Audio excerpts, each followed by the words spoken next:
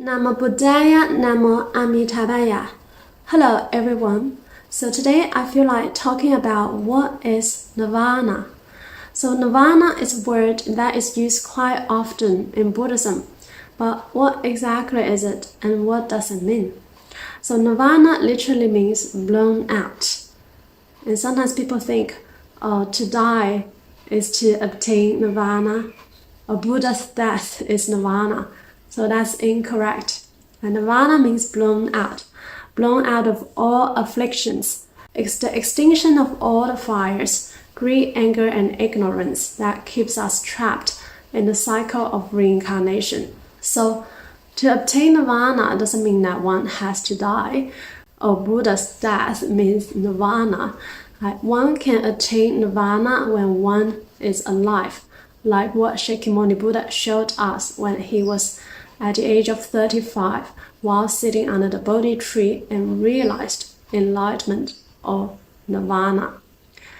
There is another word for people who have obtained nirvana in their life and at the time of their death, they discard the physical body. This word is called parinirvana. So when Buddha died, Buddha doesn't really die like a normal person, which we'll explain a little bit more. But Buddha discarded his physical body, and this is called parinirvana. So parinirvana, this word is used for people who obtain nirvana while they're still alive, and then they discard this physical body. Buddha's parinirvana is not like death, like an ordinary being. For an ordinary being who died, they will just follow their karma and reincarnate into a certain realm, depending on their karma, the 6 realms of reincarnation, which we'll talk more later. In a way, people don't really have much a choice because they will be dragged by their karmic force, although we generated our own karma. But most people, they're not aware of how the law of karma works, and they don't really know how to change their karma. So in a way, they don't really have much a choice. They follow the karmic force and reincarnate into a different realm of reincarnation depending on their karma. Or for near-fall practitioners, if at the time of our life we remember to recite the name of Amitabha Buddha, then we can attain rebirth in Amitabha Buddha's Pure Land, and there we will obtain nirvana, will obtain enlightenment. Whereas Buddha's parinirvana is more like a show, like a performance. He can simply just discard his physical body. And someone's like, then where is the Buddha? Where did the Buddha go? So the Buddha, in fact, is still in this world and other worlds to expound the Dharma, to help save sentient beings. But it's just that we can't really see, we don't really know. So Buddhas and Bodhisattvas, they have countless incarnations in countless worlds to help save sentient beings, with all different identities and skillful means. So people think the Buddha attained nirvana at the age of 35 and entered into parinirvana at the age of 80. But in fact, this was simply just a performance by Shakyamuni Buddha. Shakyamuni Buddha had, in fact, countless eons ago already realized Buddhahood, and it's not the first time that he came to this world. The parinirvana was also simply a performance. The Buddha is still in this world and all other worlds to help save sentient beings. So this is clearly revealed to us in the Lotus Sutra. And sometimes when we read the sutras, it also says the Buddha enters into nirvana. So here, nirvana also means parinirvana. All the celestial beings and humans and asuras of all the worlds all think Shakyamuni Buddha left his home in the palace of the Shakya clan, went to a place not far from the city of Gaya, sat at the side of enlightenment and attained ultimate complete enlightenment.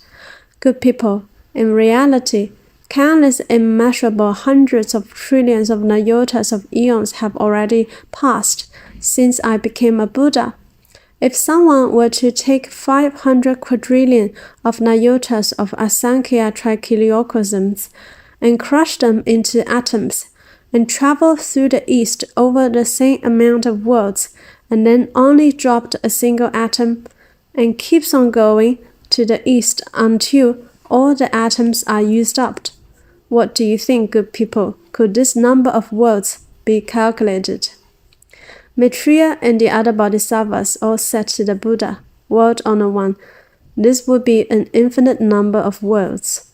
Then the Buddha said to the assembly of great bodhisattvas, Good people, now I'm going to explain this to you clearly. If all these worlds were reduced to atoms and we counted an eon for each atom, the time since I became a Buddha is hundreds of trillions of nyotas of Asankhya eons more than this. Since then, I have always been in the Saha world to expound the Dharma and teach. I have also been guiding living beings in hundreds of trillions of nyotas of Asankhya worlds. Good people, all this while, though I have spoken Dipankara Buddha, etc., and I have spoken them of entering nirvana, all this is simply a matter of expedient means. Good people, when living beings come to me, I look upon them with the eyes of a Buddha, and I observe the sharpness of their faculties of faith and so on. According to what is necessary, I speak to them in particular ways, according to the circumstances. I use different names, and I may appear to be older or younger, and I may appear to speak of entering nirvana, and I may use all kinds of expedient means to explain the subtle, wondrous teaching. In this way, I can enable living beings to give rise to the heart of joy. Good people, the Tathagata sees that living beings take pleasure in minor teachings, that their merits are meager and their defilements heavy. I have told such people that when I was young I left home and attained ultimate complete enlightenment. In reality, I achieved Buddhahood long ago, but I said this as an expedient means, in order to teach such people and enable them to enter upon the path to enlightenment.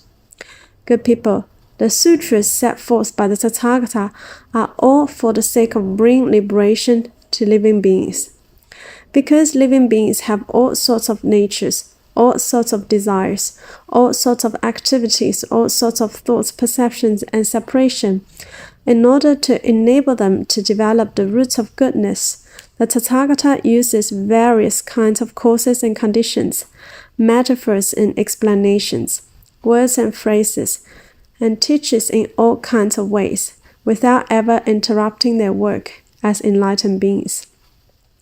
In this way, it has already been a long time since I became a Buddha. My lifespan is countless Asankhya eons, and I abide always without becoming extinct.